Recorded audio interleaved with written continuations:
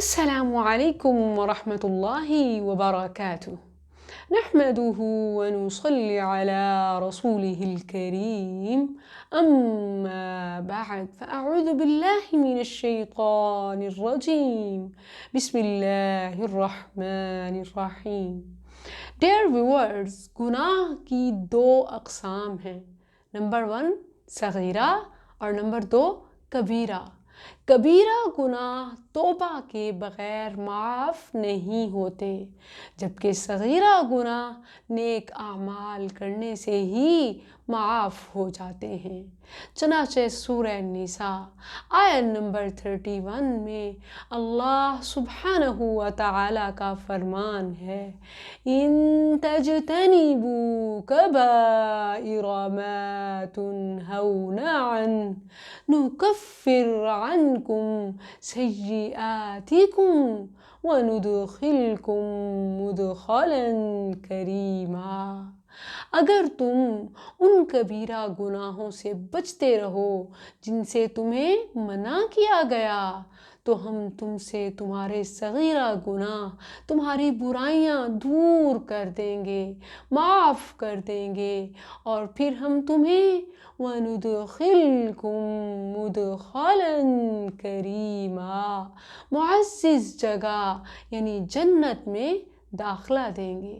इसी बिना पर रसूलुल्लाह सल्लल्लाहु अलैहि वसल्लम ने फरमाया, जब तुमसे कोई गुनाह सरज़द हो जाए तो उसके फ़ौरन बाद कोई नेकी कर लो.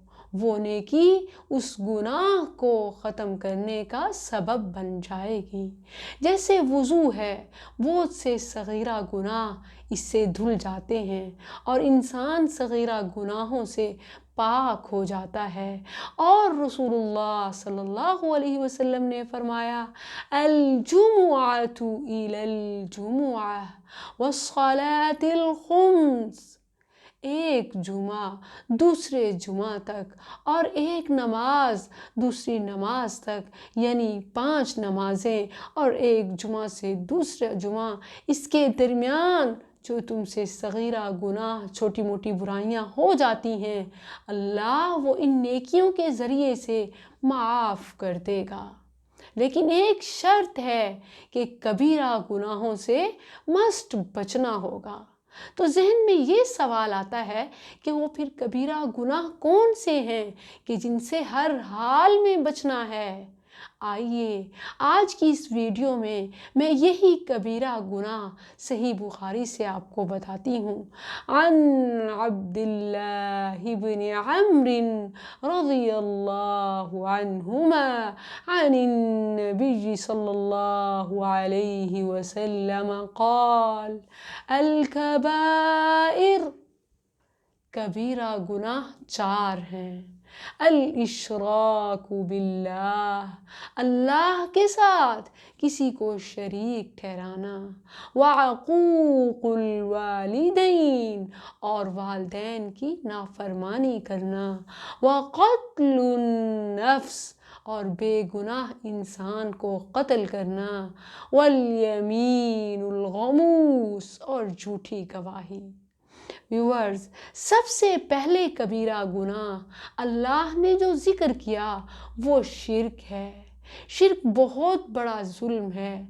अल्लाह को सबसे ज़्यादा इसी बात पर गुस्सा आता है कि कोई इंसान अपने रब के साथ किसी को शरीक ठहराए. इसीलिए शिर्क को अल्लाह ने बहुत बड़ा जुल्म करार दिया.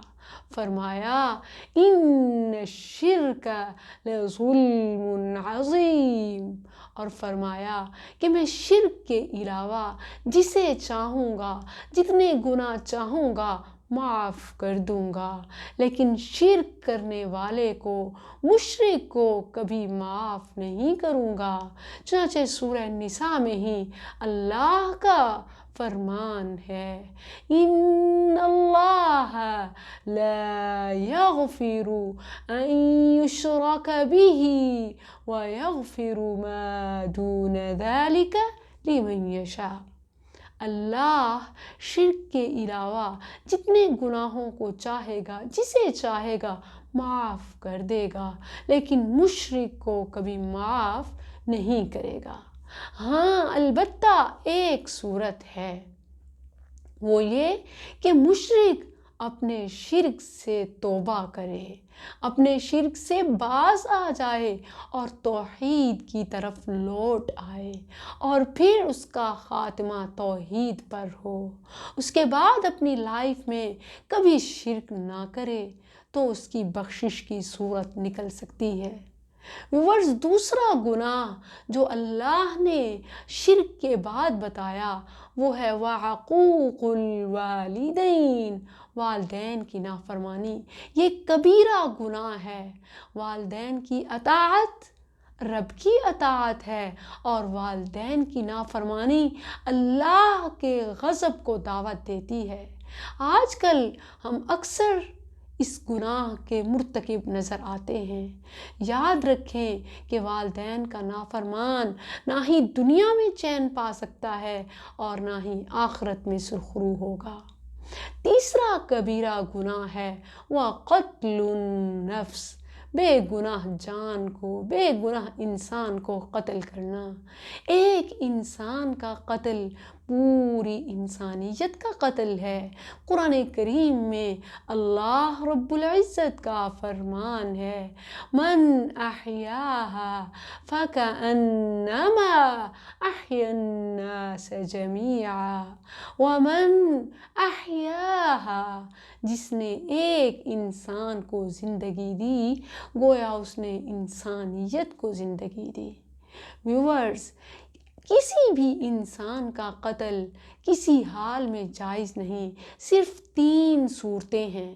ان صورتوں میں بھی حکومت وقت کی ذمہ داری ہے کہ اگر ان تینوں میں سے کوئی ایک کسی حالت کا مرتکب ہوتا ہے تو وہ اسے قتل کر سکتی ہے، وہ بھی شرط ہے کہ مکمل تحقیق کی جائے، اور اگر جرم ثابت ہو جائے تو ہی اسے قتل کیا جا سکتا ہے۔ وہ پہلی صورت قاتل کی ہے کہ کوئی کسی کا قتل کرتا ہے بے گناہ کا، تو اس صورت میں اگر جرم ثابت ہو جاتا ہے تو قاتل کی سزا قتل ہے۔ دوسری صورت شادی شدہ بدکار کہ اس کی سزا اسلام میں رجم ہے، ٹھیک ہے۔ اور تیسری صورت وہ ہے جس میں اسلام نے اجازت دی ہے قتل کی، وہ ہے مرتد۔ ان تینوں صورتوں میں بھی حکومت تحقیق کرے گی، جرم ثابت ہوگا تو ہی قتل کرے گی۔ ان کے علاوہ کسی بھی صورت میں کسی بھی انسان کا قتل جائز نہیں، اور جو کرتا ہے وہ کبیرہ گناہ کا مرتکب ہوتا ہے۔ اور چوتھا کبیرہ گناہ ہے والیمین الغموس، جھوٹی گواہی۔ جھوٹی گواہی کو جو بظاہر ایک بہت معمولی سی چیز نظر آتی ہے، کیوں کبیرہ گناہ کہا گیا؟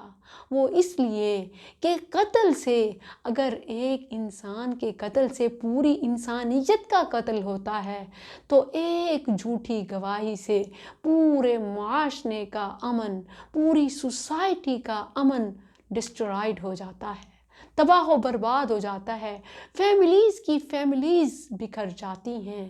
اسی لیے اللہ نے جھوٹی گواہی کو کبیرہ گناہ قرار دیا۔ ویورز، اگر آپ ایک نظر پھر سے ان 4 کبیرہ گناہ کی طرف ڈالیں تو آپ آسانی سے سمجھ سکیں گے کہ پہلا کبیرہ گناہ کیوں ہے، کیونکہ وہ حقوق اللہ کے حق پر ڈاکہ ہے۔ اللہ کا حق ہے کہ توحید ثابت کی جائے، اور اگر کوئی شرک کرتا ہے تو وہ کبیرہ گناہ کا، میجر سن کا مرتکب ہوتا ہے۔ اور حقوق اللہ کے بعد حقوق العباد کا ذکر آیا، اور حقوق العباد میں جس کو ٹاپ لسٹڈ رکھا گیا وہ پیرنٹس ہیں، اور ان کی نافرمانی کو اللہ نے کبیرہ گناہ قرار دیا۔ تیسرے اور چوتھے نمبر پہ اگر آپ پھر سے ایک طائرانہ نظر دیکھیں تو اللہ نے بے گناہ انسان کا قتل، یہ تیسری اور چوتھی دونوں چیزیں انسانیت سے ریلیٹ کرتی ہیں کہ کسی انسان کا قتل کبیرہ گناہ ہے۔ اور چوتھا، جھوٹی گواہی یہ بھی انسانیت سے ریلیٹ کرتی ہے۔ گویا اللہ نے حقوق اللہ میں سے صرف ایک حق اپنے لیے رکھا اور یہ ایک گناہ کبیرہ گناہ قرار پایا، شرک کا۔ باقی تینوں کبیرہ گناہ وہ انسانیت سے ریلیٹ کرتے ہیں، وہ بنی آدم سے ریلیٹ کرتے ہیں، جن میں سے ایک والدین کی نافرمانی، اور پھر دوسرا کسی جان کا بے گناہ کا قتل کرنا، اور پھر آخری جھوٹی گواہی۔ تو اللہ سے دعا کریں اور کوشش کریں کہ ان کبیرہ گناہوں سے لازمی بچیں، کیونکہ رب کا وعدہ ہے کبیرہ گناہوں سے تم بچتے رہو، صغیرہ گناہ میں تمہارے معاف کرتا جاؤں گا۔